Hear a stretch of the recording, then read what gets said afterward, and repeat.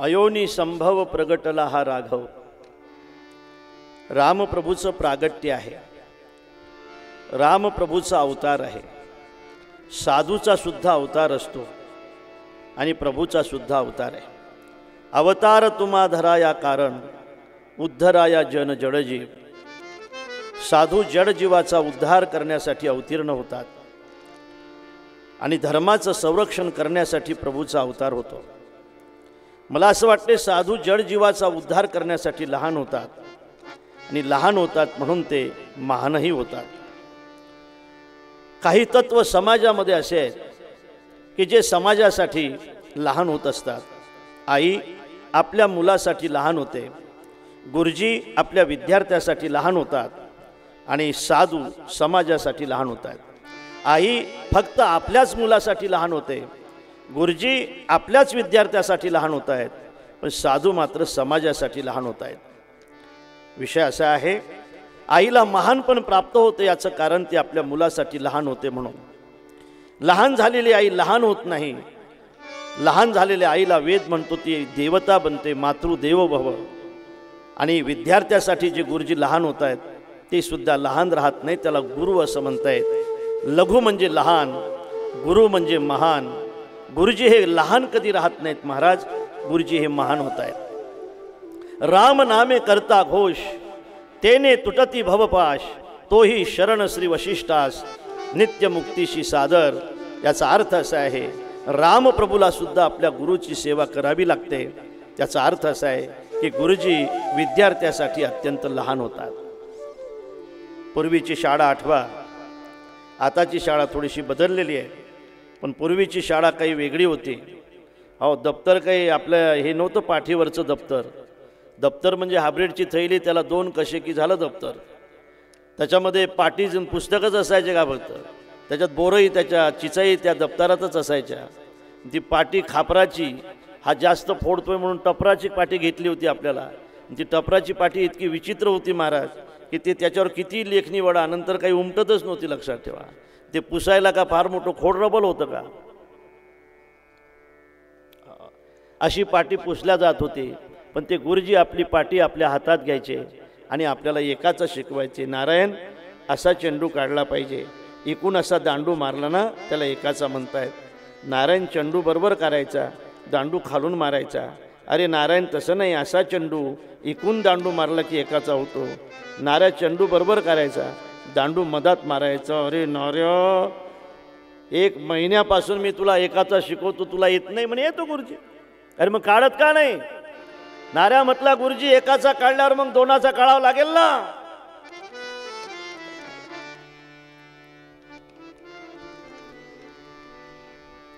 आपल्याला हे करायचंच नाही, आपल्याला हे करायचंच नाही. गुरुजी एकापासून शिकवायचे.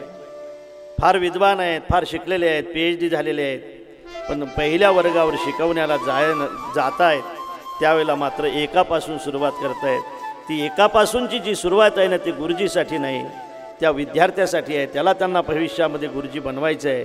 म्हणून शिक्षक विद्यार्थ्यासाठी, गुरुजी आपल्या विद्यार्थ्यासाठी लहान होत आहेत, पण गुरुजी लहान राहत नाहीत महाराज. मातृदेवो भव, पितृदेवो भव आणि आचार्य देवो भव असं म्हटलं जाते. आणि म्हणून जी माणसं लहान होत असतात ती माणसं लहान राहत नाहीत, ती माणसं महान असतात. साधूसुद्धा लहान होत आहेत. महाराज तर मागणीच मागतायत की देवा मला मोठं करू नको, मला लहान कर. लहानपण देगा देवा, लहानपण देगा देवा. मुंगे साखरे चारवा, मुंगे साखरे चारवा. लहानपण देगा देवा.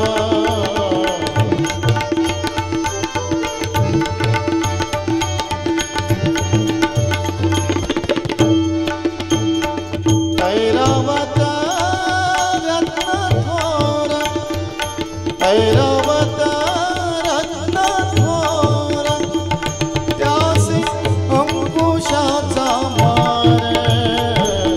लहानपण देगा देवा, लहानपण देगा देवा लहानपण देगा देवा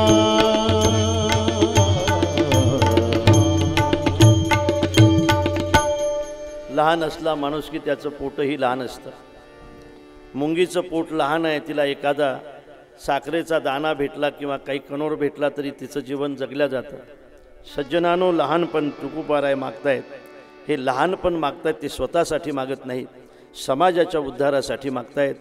संत लहान होत आहेत, त्याला अवतार असं म्हणतायत. अवतरती, वरून खाली येत आहे, त्याला अवतार म्हणतायत. अवतार धारण करतायत. संत लहान होत आहेत, सर्वसामान्याच्या उद्धारासाठी लहान होत आहेत. आणि भगवंताचा सुद्धा अवतार आहे, खऱ्या अर्थाने ते सुद्धा अवतीर्ण होतात.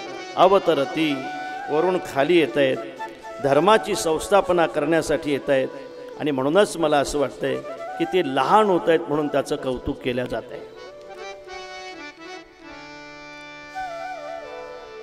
उत्तरकांडामध्ये बिभीषणाने विचारलं, प्रभू आपण अवतीर्ण होता कशासाठी?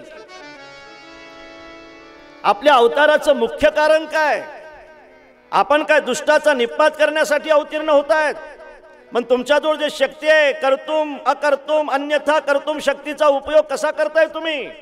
तुम्ही रावणाचा वध करण्यासाठी अवतीर्ण होताय, तुम्ही कंसाचा निपात करण्यासाठी अवतीर्ण होताय. तुम्ही होताय कशासाठी अवतीर्ण?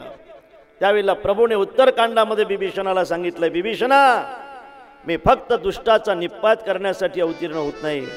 तिथूनही मला ते शक्य आहे, मी तिथूनही करू शकतो.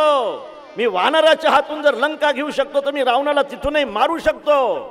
माझा एखादा सेवक आला तरी निपात करून टाकेल सगळ्यांचा. मग तुम्ही येताय कशासाठी?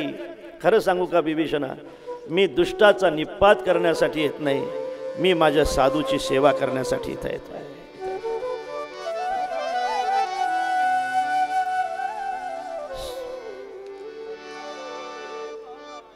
पासी भक्ता राखे पाया पासे, भक्त राखे पाया पासे, भक्ता राखे पाया पासे. दुर्जनासी संहारी, दुर्जनासी संहारी, भक्त राखे पाया पासे, भक्त राखे पाया पासे, भक्त राखे पाया पासे, पाया पासे, पाया पासे. तुमचा अवतार कशासाठी?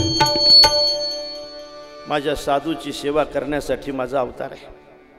खरं सांगू बिभीषणा, अर्थात अनेक ठिकाणी सांगितलं जातं, अरे मला तिथून मारणं शक्य होतं रावणाला, मी तिथूनही कंसाला मारू शकलो असतो, पण मला जनाबाईच्या गोऱ्या वेचायच्या होत्या, त्या तिथून वेचता नसत्या आल्या म्हणून मला इथे यावं लागलं. मला तिथून हे सगळं करता आलं असतं, पण मला माझ्या विदुरजीच्या घरी जाऊन त्याच्या घरच्या कन्या खायच्या होत्या, ते मात्र मला करता आलं नसतं. मी सगळं तिथून करू शकलो असतो, पण नाथ बाबाच्या घरी मला त्यांची सेवा करायची होती, ते मात्र तिथून करता नसते आले. सज्जनानो, नाथ बाबाच्या घरी सेवा करण्यासाठी प्रभू निघतात आणि ज्यावेळेला पैठणमध्ये येतात, पैठणमध्ये आल्यानंतर खांद्यावर घोंगडी आहे, गुडघ्यापर्यंत धोतर आहे, बिचारा मजूर आहे, मजुराचा वेश धारण केलेला आहे, त्या काळातला तो मजूर आहे. आणि त्या ओट्यावर बसलेल्या लोकांना तो मजूर विचारतो, तो नौकर विचारतो, काय हो नाथबाबाचं घर कोणचं आहे? तो वटा कुचर लोकांचा असल्यामुळे ते सांगतात, ते नाथबाबाचं घर, ते नाही का पताका दिसते, ते तुळशी वृंदावन, ते जा, काय काम आहे? आता कुचर लोक असतात महाराज. मला असं वाटते त्या वट्याची उदारता आजही कायम आहे, प्रत्येक गावात आहे. आता तुमचं नवीन गाव आहे, इथं काही करू नका तसा वटा. आता जुन्या गावात नवीन पुनर्वसन आहे, त्यांनी लक्षात ठेवलं पाहिजे, ते वटा गावात नाही आला पाहिजे. आता त्याला आणावं लागत नाही, तो येत असतो. गाव जाईल तिथं तो वटा येत असतो. कुचर वट्यावर बसलेली लोक आहेत त्या ठिकाणी, ते नाथबाबाचं घर, काय काम आहे? हा मला जरा कामासाठी चालू आहे बघा, कामावर राहायचं आहे कोणाच्या तरी घरी म्हणून जाव बा, इथं चांगली माणसं आहे, श्रीमंत आहेत म्हणून आलोय, जा ठेवतील ते तुम्हाला. महाराज हा नौकर नाथबाबाच्या दारामध्ये जातो. मोठ्या माणसाच्या घरी बिना परवानगीशिवाय जात नसतात म्हणून आवाज देतो, नाथबाबा, हो नाथबाबा, घरी आहात का हो? नाथबाबाला आवाज गेल्यानंतर बाबा बाहेर येतात. कोण आहे? मी आहे, मी. अरे कोण बाबा? अनोळखी दिसतो. हा बाबा अनोळखी आहे, पण आलोय बाबा तुमच्या घरी. कशासाठी? हा बाबा तुमच्या घरी मला काम करायची इच्छा आहे बाबा. अरे बाबा दुसऱ्या घरी जा ना. नाही बाबा तुमच्याच घरी राहायची इच्छा आहे. नाथबाबाने गिरिजा मातेला आवाज दिलाय, ए बघ हा काय म्हणतोय. मासाहेब बाहेर आल्या. त्या नौकराने आईचं दर्शन घेतलं. हा नौकर हात जोडून उभा राहिला आणि म्हटला, आईसाहेब नाही म्हणू नका. बाबाचं काही नाही, बाबा ठेवून घेतील, पण तुम्ही नकार देऊ नका. दर्शन घेतलं नौकराने. पण काय काम करशील बाबा तू? आमच्या घरी काय काम आहे तुला? साहेब तुम्ही म्हणाल ते काम करेल, तुम्ही सांगा ते काम मी करेल. मी काय केलं पाहिजे असं नाही, तुम्ही सांगाल ते मी केलं पाहिजे. पाणी भरशील? हां भरेल ना, पाणी पण भरेल. चाल. पगार मागशील? नाही मासाहेब पगार नाही मागणार, नाही मागणार पगार. सकाळी अर्धी भाकरी द्या, संध्याकाळी अर्धी भाकरी द्या, बस तुम्ही सांगाल ते काम सांगा. ज्या दिवशी मी पगार मागेल ना, मोबदला मागेल ना, त्या दिवशी मला लात मारून काढून द्या. बस बस बस. अर्धी भाकर तर सकाळी द्याल ना, अर्धी भाकर संध्याकाळी द्या. पाणी भरशील? म्हटले हां भरील ना, पाणी भरेल ना. नौकर म्हटले आणि केलं पाहिजे. कावड दिली त्या नौकराच्या जवळ, जा घेऊन ये पाणी, संध्याकाळपर्यंत भरला पाहिजे. कर का राजन, मोठा राजन आहे, संध्याकाळपर्यंत भरला पाहिजे. ते म्हटले आईसाहेब थांबा थोडं, मी किती वेळात भरतो तुमच्या लक्षात येईल. काय महाराज त्याने काय 2-4 कावडा आणल्या, राजन भरला. राजन बापरे इतक्या लवकर? म्हटले हां जरा मोठी कावड आहे ना म्हणून भरलाय, लवकर भरलाय. आणि रांजण भरल्यानंतर आता रांजण पाणीच भरण्याचं काम आल्यामुळे बिचाऱ्याने कावड घेतली, असा बाजूने बसला कावड घेऊन. ती घोंगडी ते धोतर गुडघ्यापर्यंत बसला. बसल्यानंतर आईसाहेब झाडत होत्या. झाडत असताना गेला तिथं, मासाहेब माझ्या हातचं चालेल का तुमच्या देवाला झाडणं? तुम्ही नौकराच्या देखत मालकिनीने झाडणं बरं नाही वाटत, मी झाडू? त्याच्या हाती झाडू गेला. सगळं घर झाडून काढणं हे दुसरं काम त्याच्याकडे आलं. एक दिवस बाबाच बिछाईत करत होते पोथीची. मग बाबाजवळ गेला, बाबा तुम्ही पोथी तुम्हीच करताय, बिछाईत तुम्हीच करताय, माझ्या हातची बिछाईत चालेल का तुमच्या पोथीला? मग ते बिछाईतचं काम करायला लागला. मग बाबाच प्रसाद वाटायचे. पोथी झाल्यानंतर बाबा मी वाटतो ना प्रसाद, मी आहे ना इथं म्हणून दरवाजात उभा राहायचा आणि प्रत्येकाच्या हातावर प्रसाद ठेवायचा, घ्या हा देवाचा प्रसाद, देवाचा प्रसाद, हा देवाचा प्रसाद. देव भरपूर असल्यामुळे गंधही खूप लागायचं, म्हणून बाबाला खूप उशीर लागायचा ते गंध उघडण्यासाठी. ते चंदनाचं गंध होतं, उघडण्यासाठी उशीर लागायचा. बाबा मी आहे ना बाबा, माझ्या हातचं गंध चालेल का बाबा तुमच्या देवाला? बाबाने तो गंधाचा दगड त्याच्या पुढे केला. गंध उघडून द्यायचा, पाणी भरायचा, गंध उघडून द्यायचा. ज्याचं स्नान करायचं आहे तेही देव आहे, आणि जो स्नानासाठी पाणी आणतो तो सुद्धा देव आहे.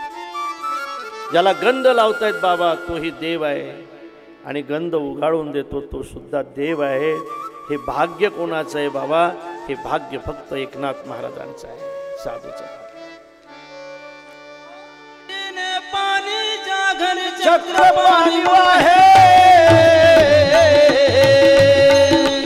अनन्य भक्ती भावे निळावंदिताचे पाये, अनन्य भक्ती भावे निळावंदिताचे पाये.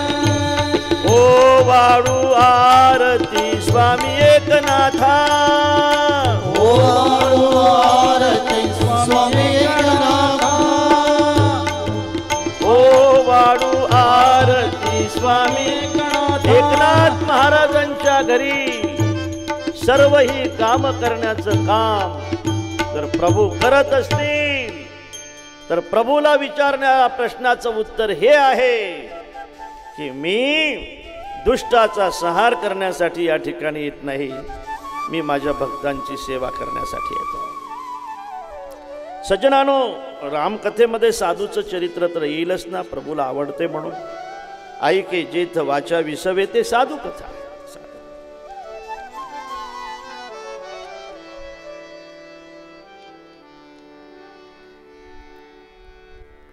आणि म्हणून भक्तांसाठी लहान होतो म्हणून तो महान आहे. एखादी व्यक्ती ज्या वेळेला लहान माणसासाठी लहान होते त्यावेळेला ती महान असते.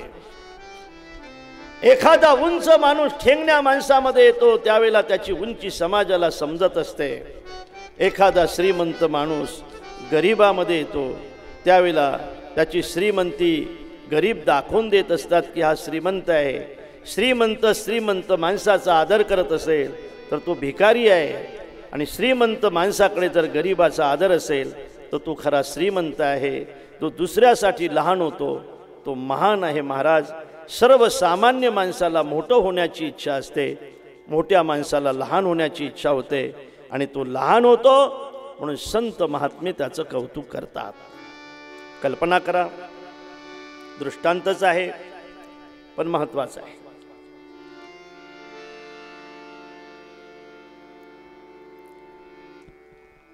एका गरीब माणसाच्या मुलीचं लग्न ठरलं.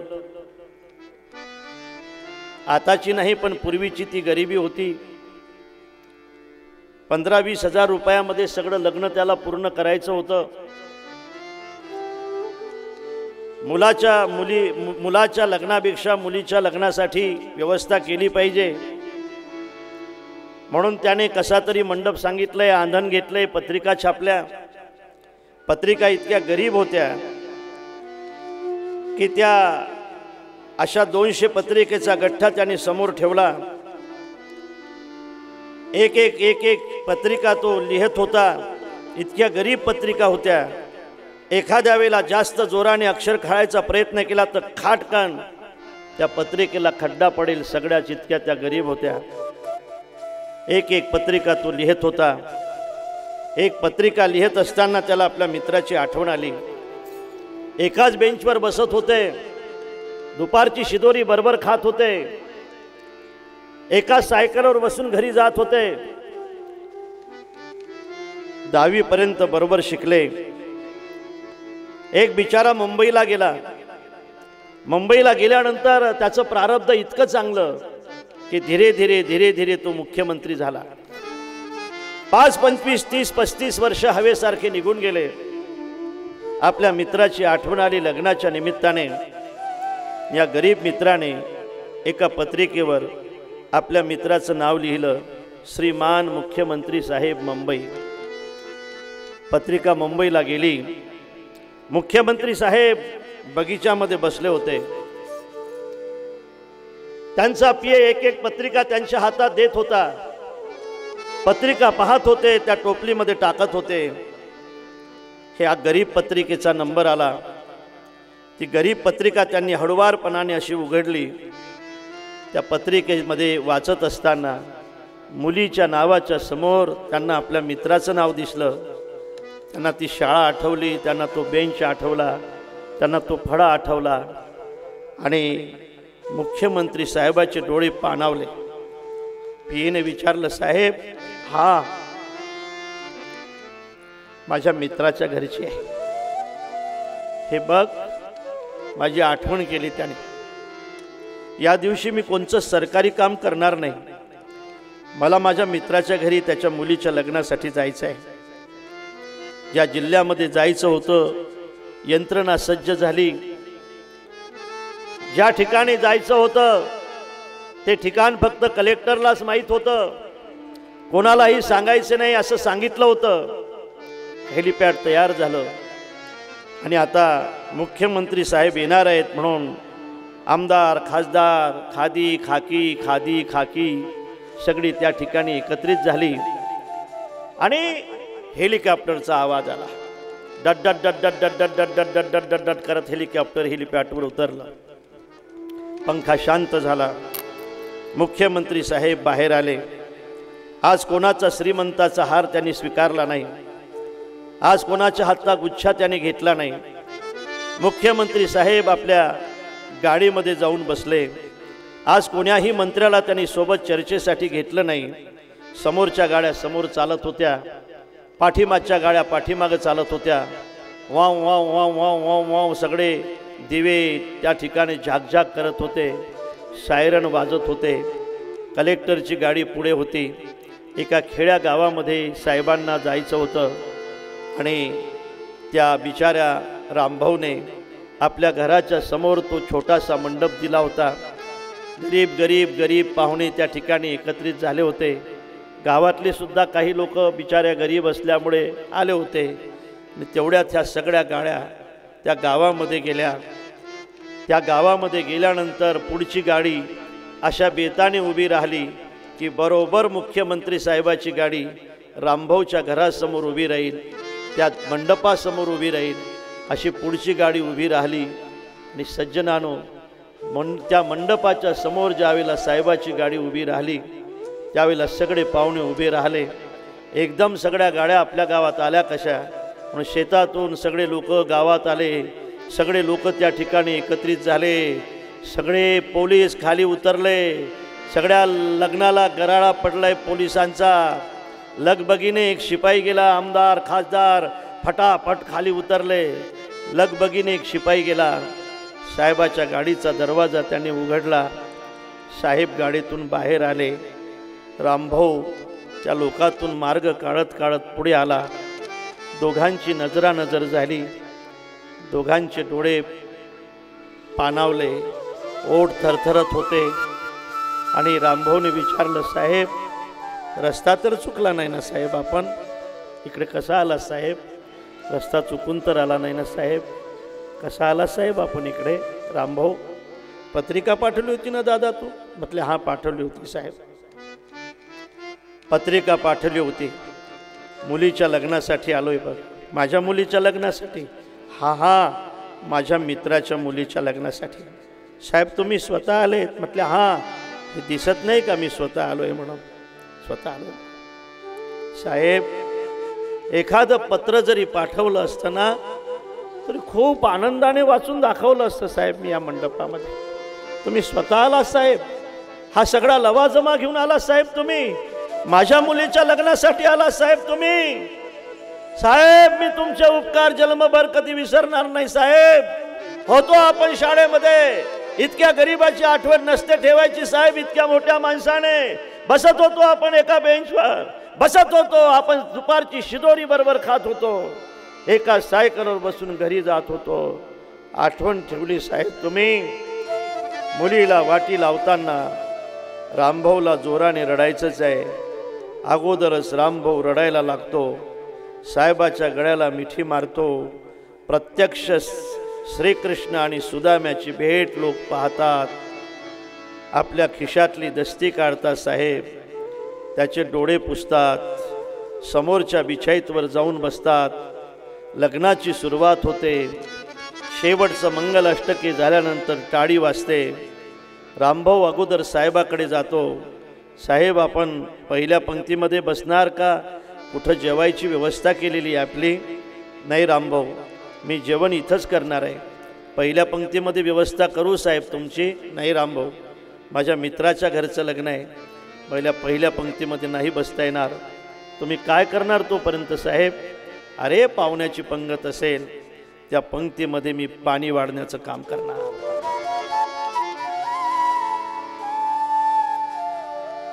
गरीब आहेत पाहुणे, पात्र सुद्धा गरीब आहेत, पदार्थही गरीब आहेत, प्याले जलमरचे प्याले आहेत, गरीब प्याले आहेत। एक एक प्याला आपल्या हातामध्ये धरतायत, पाणी घालतायत त्या प्याल्यामध्ये। आणखी एकदा त्या गरीब पाहुण्यांचे डोळे पाणावतायत आणि दुसऱ्या पंक्तीमध्ये जेवण झाल्यानंतर रामभाऊ आणखी एकदा विचारतो, साहेब आपल्याला जावं लागेल ना मुंबईला? आपण खूप वेळ थांबला तिथं। रामभाऊ मला जायाबद्दल विचारायचं नाही। जोपर्यंत माझी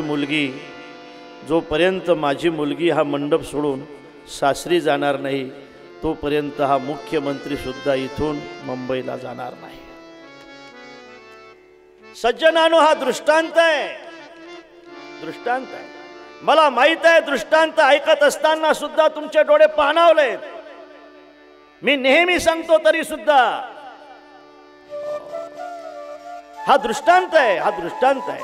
मला सिद्धांत हा सांगायचा आहे आपल्या पुढे की एखादा महाराष्ट्रातला मोठा माणूस, एखादा महाराष्ट्रातला मुख्यमंत्री, एखादा महाराष्ट्रातला श्रीमंत माणूस गरीबाच्या घरी येतो आणि त्याचं जर असं कौतुक केलं जात असेल, त्याची जर बातमी बनत असेल, सगळे पेपर जर त्याच्या बातमीने रंगवल्या जात असतील, तर माझ्या यशोदेच्या घरी जो आलाय, माझ्या कौशल्याच्या घरी जो आलाय, तो महाराष्ट्रातला श्रीमंत नाही, तो देशातला श्रीमंत नाही, तो विश्वातला श्रीमंत आहे महाराज, ज्याने हे विश्व निर्मिले. त्याची बातमी कशी होणार नाही? बातमी बनवते कोण? बातमी ते पत्रकार बनवतायत की ज्यांचं नाव आहे शंकराचार्य. शंकराचार्य सुद्धा या लहानपणाची बातमी बनवतात आणि काय म्हणतात?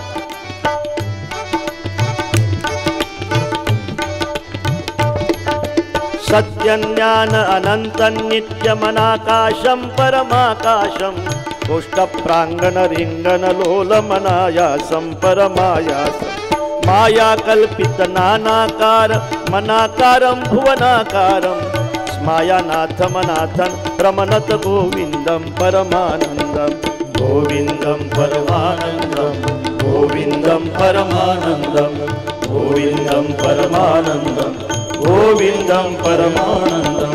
कृष्णामस्ति हेति यशोदा ताडन शैशव संत्रासं व्याधित वक्त्रा लोकित लोकालोक चतुर्दश लोकानि लोकत्रय पुरमूलस्तंभं लोकालोकमनालोकं लोकेशं परमेशं प्रणमत गोविन्दं परमानन्दं गोविन्दं परमानन्दं गोविन्दं परमानन्दं गोविन्दं परमानन्दं गोविन्दं परमानन्दं.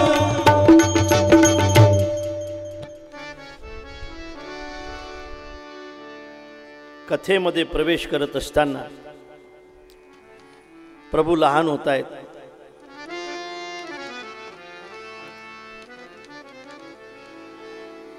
विश्वाचा जनिता म्हणे यशोदेशी माता इतके लहान होत आहेत. कौशल्याच्या घरी येत आहेत. कौशल्याला अत्यंत आनंद होतो महाराज. आणि त्या ठिकाणी असं चरित्र सांगितलं जाते की शिवजीला आणि काकभुशुंडीला प्रभूचं नाटक पाहण्याची इच्छा होते आणि शिवजी काकभुशुंडीला आपल्या सोबत घेतात. अयोध्येमध्ये जातात. अयोध्येमध्ये गेल्यानंतर रामप्रभूला पाहण्यासाठी जात आहेत. आईवडील आपल्या मुलाचं नाटक पाहण्यासाठी जसे शाळेमध्ये जातात, नाटक पाहिल्यानंतर जसे आनंदित होतात, घरी अत्यंत मस्ती करणारं पोरगं ज्यावेळेला त्या नाटकासाठी समोर उभं राहते अशी तलवार घेऊन छत्रपतीची, त्यावेळेला आईवडिलाचे डोळे जसे पाणावत आहेत, तसं शिवजीला सुद्धा प्रभूचं नाटक पाहण्याची इच्छा होते, प्रभूचं बालपण पाहण्याची इच्छा होते. आणि शिवजी काकभुशुंडीला घेऊन अयोध्येमध्ये जात आहेत. आणि ज्यावेळेला मुख्य दरवाजापासून आतमध्ये जाण्याचा विचार करतात, त्यावेळेला त्यांना अडवल्या जाते. कोण आहात तुम्ही? अरे हे कूलर चालू होत नाही का रे? काय होते त्यांना?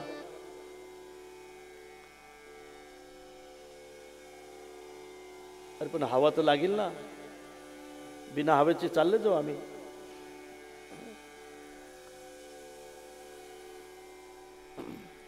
काहीतरी करा हवेचं व्यवस्थित.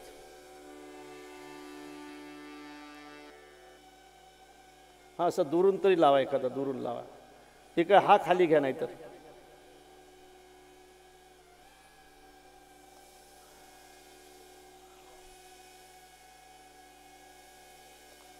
राजा राम राम राम राजा राम राम राम राजा राम राम राम सीता राम राम राम राजा राम राम राम राजा राम राम राम राजा राम राम राम सीता राम राम राम राजा राम राम राम राजा राम राम राम राजा राम राम राम सीता राम राम राम राजा राम राम राम राजा राम राम राम राजा राम राम राम सीता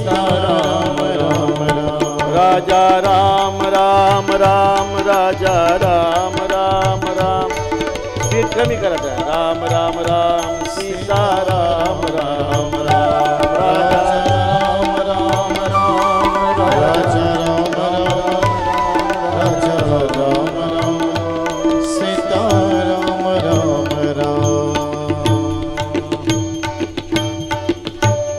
स्पीड कमी करा त्याच्यात पाणी आहे का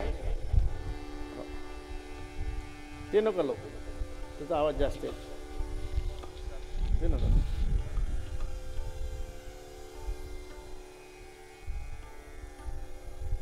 नाही ते हे एवढंच बस झालं याचं काही हे होते का नाही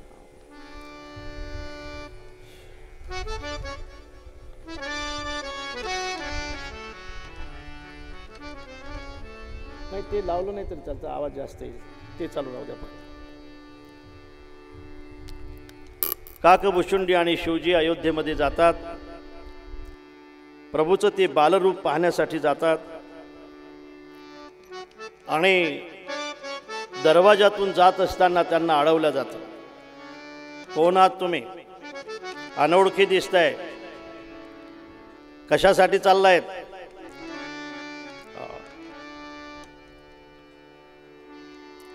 आम्ही तुम्हाला आतमध्ये प्रवेश देणार नाही असा कुठं पोशाख असतो का एक लेखा भूतासारखा दिसतो एक कावड्यासारखा दिसतो आतमध्ये तुम्हाला जाऊ देणार नाही आम्ही त्यांना परत केल्या जातं काकभुशुंडी आणि शिवजी अयोध्येतील एका वटवृक्षाखाली बसतात आणि प्रभूचं आपल्याला दर्शन झालं नाही आपल्याला खरं म्हणजे त्याचं ते बालरूप पाहता आलं नाही तो कसा दिसतो हे आपलं पाहिलं नाही म्हणून दुःखी होत आहेत आणि प्रभू असा विचार करतायत अरे माझा बाप माझ्या भेटीसाठी आला आणि हे लोक अडवतायत म्हणून लहान मुलाचं शस्त्र असते रोदन प्रभू रडायला सुरुवात करतायत खूप रडतायत खूप रडतायत खूप रडतायत रडणं थांबत नाही वैद्याला विचारला जाते वैद्याला काही समजत नाही नवस पाहिल्या जातात कोणाचा नवस निघत नाही काय करावं काही कळत नाही सगळे दासदासी दुःखी आहेत राजेसुद्धा अत्यंत दुःखी आहेत आता का याचं रडणं थांबत नाही आणि म्हणून कौसल्या माता एक उपाय करते एक दौंडीवाल्याला बोलावते पूर्वीच्या काळी आताही दौंडीची पद्धत आहे त्या दौंडीवाल्याला सांगितल्या जाते की चौकामध्ये उभं राहायचं आहे दौंडी द्यायची म्हटले काय दौंडी द्यायची आहे राजकुमार रडतोय म्हणा ज्याला कोणाला औषध देता येत असेल त्याने लवकरात लवकर राज दरबारामध्ये यावं चौकामध्ये तो दौंडीवाला उभा राहतो आणि ज्या चौकामध्ये ज्या वटवृक्षाखाली शिवजी आणि काकभुशुंडी बसलेले आहेत त्यांच्या कानावरती दौंडी जाते आणि काकभुशुंडी शिवजी काकभुशुंडीला म्हणतायत काकभुशुंडी ही दौंडी आपल्यासाठी आहे नाही म्हटले शिवजी तुम्हाला समजत नाही ही दौंडी आपल्यासाठी नाही ही वैद्यासाठी आहे म्हटले नाही आपल्यासाठी आहे तुला समजत नाही काकभुशुंडी दोघंही जण तिथं जातात गेल्यानंतर त्यांना विचारलं जाते काय रे एकदा परत केलं होतं ना पुन्हा कसा आलात पुन्हा कशासाठी आलात ते म्हटले आता पक्ष बदलून आलो या पक्षाचं तिकीट भेटत नाही आम्हाला समजलं आता पक्ष बदलून आलो तुमचं पोरगं रडते ना त्याला औषध देण्यासाठी आलो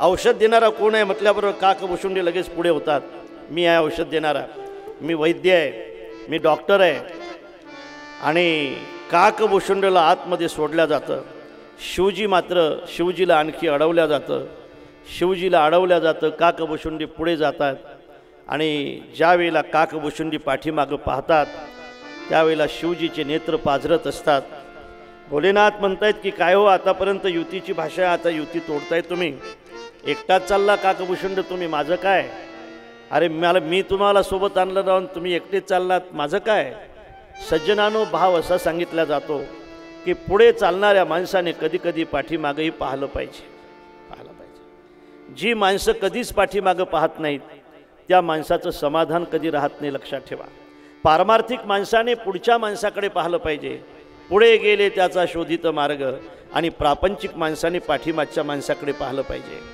अरे पुढे पाहत राहत असाल तर पुढे सुद्धा तुमचे आहे ना कोणीतरी पुढे सुद्धा मोठा बंगला आहे, त्याच्या पुढे गेला तर आणखी मोठा बंगला आहे. तुम्ही आणखी पुण्याला गेला तर आणखी जास्त आहे, मुंबईला गेला तर त्याहीपेक्षा जास्त आहे. अरे आपण जर पुढेच पाहत राहिलो तर प्रपंचामध्ये कधी समाधान भेटणार नाही. प्रापंचिक माणसाने पाठीमागच्या गरीब माणसाकडे पाहिलं पाहिजे. तो तुम्हाला म्हणेल की भाऊ तुम्ही माझ्याही पुढे आहात. पाठीमागचा माणूस आपलं समाधान टिकून ठेवेल आणि पुढे चालणारा माणूस आपलं समाधान बिघडून टाकेल. लक्षात ठेवा.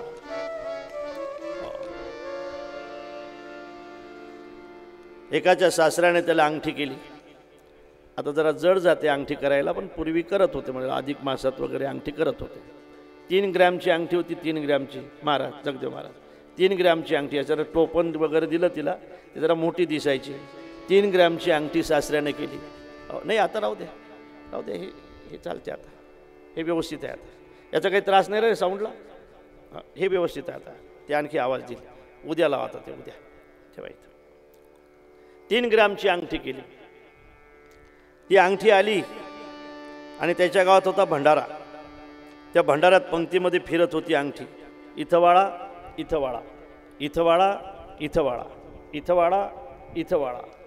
ती अंगठी इथं वाळा, इथं वाळा म्हणत होती, बोट दाखवत होती. त्या पंक्तीत एक बेलाडचा म्हातारा बसला होता. कोण्या गावचा? बेलाडचा म्हातारा. त्याच्या पोराने त्याला 50 तोळ्याचं कळं केलं होतं. 50 तोळ्याचं. बेलाडचा असल्यामुळे त्याला करता आलं बिचारायला. 50 तोळ्याचं कळं केलं होतं आणि त्या म्हाताऱ्याने घातलं होतं दंडात, दंडात घातलं होतं. ती अंगठी आली, इथं वाडा, इथं वाडा, इथं वाडा, इथं वाडा. त्या म्हाताऱ्याने असं वर केली, बाई इथं वाळ म्हणे, वाढ इथं, इथं वाळ वाढ. त्या अंगठी थांबलीच नाही तिथं. नको रे बाबा, 50 तोळ्याच्या समोर आपली उदबत्ती कुठं लावायची म्हणे. सज्जनाला